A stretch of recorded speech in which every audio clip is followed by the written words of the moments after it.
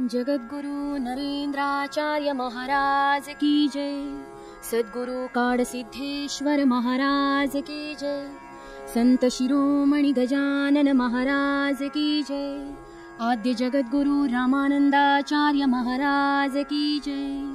सियावल्लभ रामचंद्र की जय।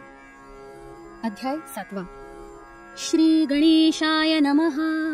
श्री सरस्वते नमः। श्री गुरुभ्यो नमः। हे सगुण स्वरूप रुक्मिणीवरा, हे चंद्रभागा तटविहारा, संतवरदा शारंगधरा, पतित पावना दयानिधे, आम्ही आहोत पतित म्हणून तुला म्हणतात पावन करता रुक्मिणीकांता, हे देवा विसरू नये।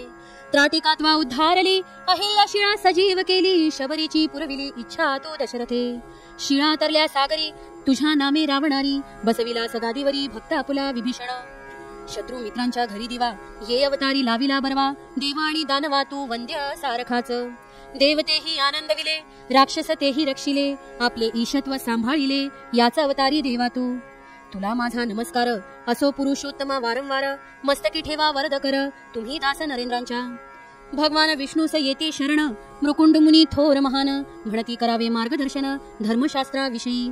भगवान विष्णूने जे कथिले ते नारद पुराणी आहे लिहिले, महाऋषी सनकाचार्य वदिले आपल्या सुता। शेषशाही भगवान वदले जे जे धर्मकृत्य केले, श्रद्धेने जरा आपुले मनोरथ त्याचे पूर्ण होती। धर्मकृत्य कोणतेही असो, अहंकाराचा वारा कदापि नसो, हरकृतीत परमात्म भासो, मग होई सफलते।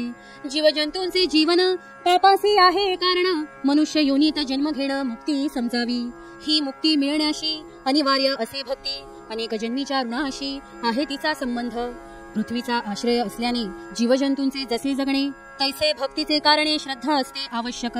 भक्ती आणि श्रद्धा महिमा धर्मप्राप्तीच्या येते कामा, कृपा करावी मेघश्यामा मी मोक्ष पदाते। जरी करा तपस्या आणि दान, दक्षिणे सहित करा यज्ञ, प्रसन्न नसे विष्णू नारायण श्रद्धे विना। पर्वता एवढे सुवर्ण दान करावे कोणी दानशूरान, हे विशाल दान निरर्थक जाण श्रद्धा भावा विना। शेकडो वर्षांची तपस्या न सोडवी जन्म मृत्यू भया, कष्टली फक्त काया श्रद्धे विना नसे फळ। यज्ञात दिलेला हवी काष्ट अग्नीत टाकावी, समजा यज्ञ फळ ती नसावी भक्ती वीणा। श्रद्धेने जे जे करा पोहोचते ते ईश्वरा, भावाचा तो खरा भुकेला आहे भगवंत। या श्रद्धावान जगात भगवान भक्तांची संगत, भक्ती आणि भगवंत तुच्छ वाटे त्यांना। परिश्रद्धेने ते करा निर्माण होई सुखाचा झरा, श्रद्धा आणि सबुरी धरा निसंशय। ज्याचे मन कुढी असत दुसऱ्यांचा रात्रंदिन द्वेष करत, त्याचे भक्ती किंवा दान ठरत संपूर्ण निष्फळ। दुसऱ्याच्या वैभवाना जळत राहत ज्याचं मन, स्वतःचा संताप घेई करून त्यासी नसे भगवत प्राप्ती। दुसऱ्याच्या वैभवानं जळत राहत ज्याचं मन, स्वतःचा संताप घेई करून त्यासी नसे भगवत प्राप्ती। अंतःकरणात धर्म भावना नाही, देखाव्यासाठी धर्मचर्चा काही, देव अशा स्थळी फिरकतही नाही, समजोत स्वतः धर्मवेत्ते। वेद म्हणजे साक्षात नारायण, लावी जो तया सदूषण, अशा लोका लक्ष्मी नारायण पावणार नाही कदापि। धर्माचा न ठेवता मान, जे जगतात जीवन ते जिवंत असून मृतवत समजावे। धर्माचे जे पुरुषार्थ चार, ज्याचे वाटे हे चुकीचे बर, ते समजावे अश्रद्धावान नर नाही उपयोगी अध्यात्मात। मानवी धर्मीचे न करी उल्लंघन, त्रिसूत्री दया शांती समाधान, त्याचे होई गमन विष्णुलोकी। आश्रमाप्रमाणे वेदोक्त कर्मे जो असे करीत, भगवान भक्तीमध्ये आहे रमत, त्याचे मिळे परमपद। सदाचाराने धर्म प्रकट, धर्माचे स्वामी विष्णू अच्युत, धर्माचे जो पालन करीत होय त्यास ईश्वर प्राप्ती। भगवत भक्ती समस्तांची जननी, तिचे आश्रयाने जगती प्राणी, जीवन सुखपूर्ण व्यतीत करुनी प्राण्यास मिळे सुख। चार आश्रमांचे करणारा पालन, भगवत भक्तीसह नारायण, त्याची सरी करणार कोण नाही झाला त्रिभुवनी। परी नसावी अहंकारी वृत्ती, मदग्रासतो त्याच्या चित्ती, महाबलाढ्य असो ही किती भ्रमनेई लयास।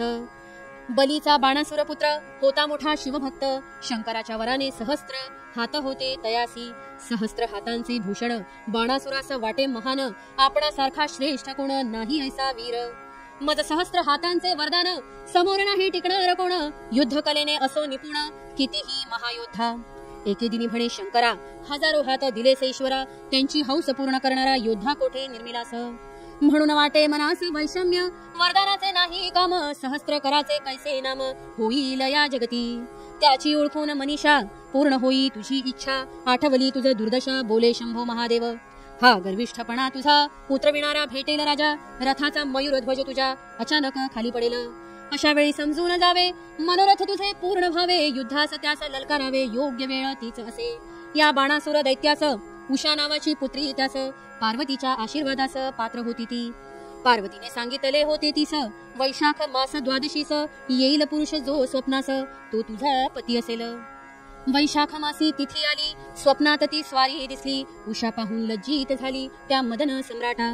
शुभ्र प्रहरी उठल्यावर अस्वस्थती दिसेनार, नवते चित्त ठिकाण्यावर त्या राजकन्येचे. चित्रलेखा नावाची दासी सर्वांमध्ये होती खासी, मनाचा हिया करून तिसी बाणासुर कन्या बोले.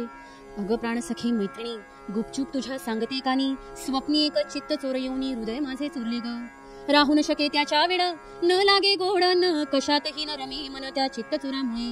चित्रलेखा म्हणे युवराज्ञीस, कोण आहे तो भाग्यवान पुरुष, नाव काय त्या युवराजास, राहतो कुठे सांग पाहू. दिसत असेल फार छान, जणू काही दुसरा मदन, म्हणून त्यामध्ये गुंतले मन आमच्या उषा राणीचे. चित्रलेखेच्या बोलानं उषेस वाटे फार छान, त्याचे ऐकून वर्णन त्वरित लाजली उषा. उषा म्हणे गे मैत्रिणी, स्वारी आहे फार देखणी, नाव गाव काही सांगून गेली नाही.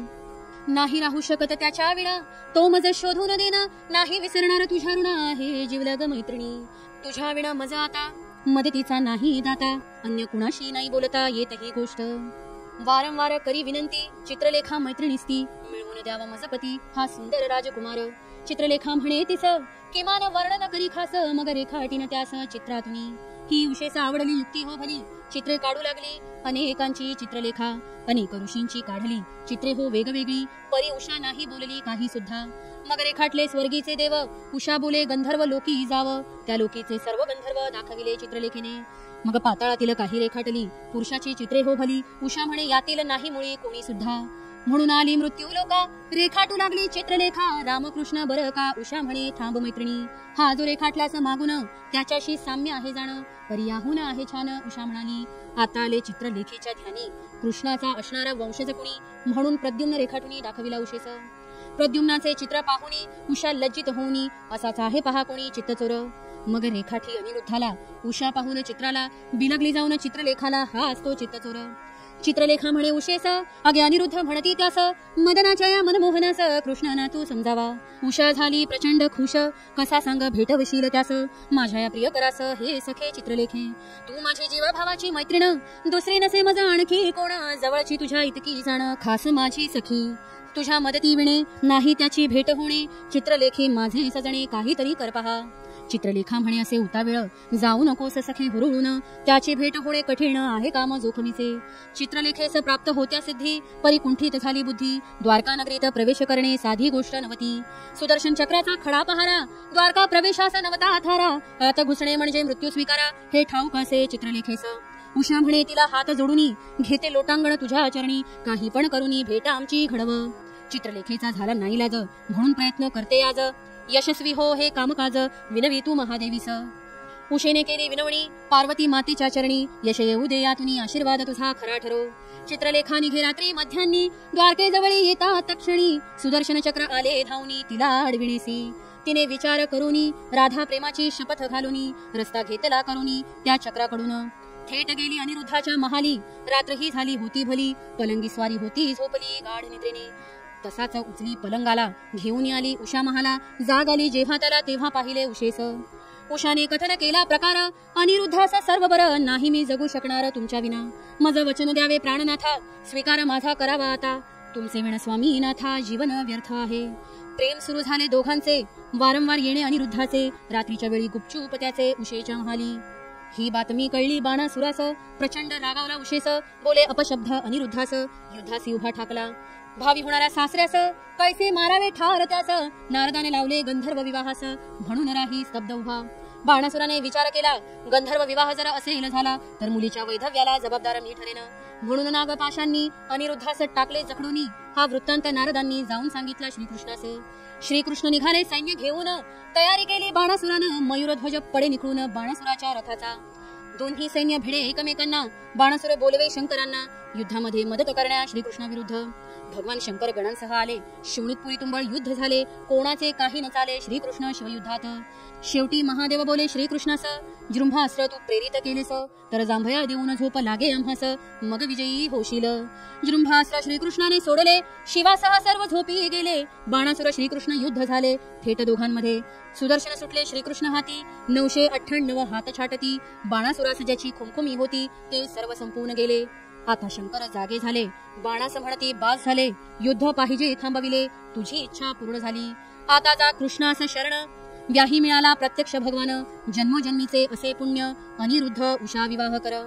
श्रोते येथे घ्यावे ध्यानी. जे आपल्या धरावे मनी ते येते फिरुनी आपल्या प्राक्तनी. बाणासुरास सहस्त्र हात, परंतु त्याला गर्व झाला बहुत. अपेक्षेप्रमाणे फळ त्यास मिळाले चाखावया. दैव देते परी कर्म नेते, ऐसे सर्वत्र बोलले जाते. अशी अनेक सुभाषिते आपण विसरून जातो. माणूस हा बुद्धिमान प्राणी, तो घडला पाहिजे अनुभवांनी. गाठी अनुभव असोनी काही शिकत नाही. मुद्दाम करतो असेही नाही, परंतु अज्ञानाने होते घाई. विवेकरूपी बुद्धी काही नसे वापरत. षडविकारी आहे शरीर, त्यामध्ये मनबुद्धीचा व्यवहार. तेने देह आसक्ती वाढे फार, गुलाम बनतो देहाचा. हित अहित नसे समजत, साधक बाधक नसे कळत. अहंकारी मी फक्त म्हणेन ते पूर्व समजा. सत्सद विवेक बुद्धीला, भगवान प्रधान मनाला. किंमत नसे कोणाला अहंकारामुळे. या अहंकाराला कोंडण्यासी जावे सक्षम गुरुपाशी. जीवे भावे अर्पून सर्वस्वाशी गुरु करावा. गुरूंवर ठेवावा विश्वास, जीवे भावे भजावे त्यांचं. उल्लंघन करू नये आज्ञेस श्री गुरूंच्या. श्री गुरूंचे महात्म्य अमूप, वेदशास्त्री लिहिले खूप. मानिले परमात्मा स्वरूप प्रत्यक्ष वेदांनी. वेद सुद्धा नेती नेती बोले, श्री गुरूंस नाही ओळखले. मानवासारखे जरी दिसले परी ते नाही मानव. सुज्ञाने त्यांचे सानिध्य मिळवावे, त्यांच्या शिकवणीवर प्रेम करावे. आचरण सुद्धा तसेच ठेवावे. क्षीण होती षडरिपू, षडरिपू धुतल्या विना जाणार नाही पशुपणा. तुम्ही जगा दुसऱ्यास जगवाना, तेव्हा पुण्य हातून घडे. देई सद्गुरु सहवास, करी आत्मबुद्धीचा विकास. संसार प्रपंची रमण्यास बाधा कोणती नाही हो. विकास होई आत्मबुद्धीचा, वास तेथे देवत्वाचा. दया क्षमा शांतीचा उगम तो माणुसकी. माणुसकी हा धर्म श्रेष्ठ, सर्व धर्मामध्ये बलिष्ठ. हेच नरदेहीचे उद्दिष्ट ध्यानी ठेवावे. देवामध्ये जैसे देवपण, तैसे नरदेहीचे माणुसकीपण. माणुसकी बनविते नारायण, पोचविते मोक्षपदी. श्रोते तुमचे चरणे विनंती, बोध हा धरावा चित्ती. गुरूंवर ठेवावी प्रीती, आत्मकल्याण साधावयासी. श्री गुरुकाड सिद्धांच्या कृपेनं करत आहे हे लिखाण. निवेगावी वरदान सिद्धेश्वरानं दिला मज आसरा. प्रथम खंडाचे झाले लिखाण. 2013 सन 30 सप्टेंबर सोमवार दिन सायंकाळी 4 वाजता. स्वस्ती नरेंद्र विरचित हा ग्रंथ लीलामृत. सुखद हो भाविकांप्रत हेच मागणे ईश्वरा. इति सप्तमोऽध्याय समाप्त. जगद्गुरु नरेंद्राचार्य महाराज की जय. सद्गुरु काड सिद्धेश्वर महाराज की जय. संत शिरोमणी गजानन महाराज की जय. आद्य जगद्गुरु रामानंदाचार्य महाराज की जय. सिया वल्लभ रामचंद्र की जय. प्रथम खंड समाप्त.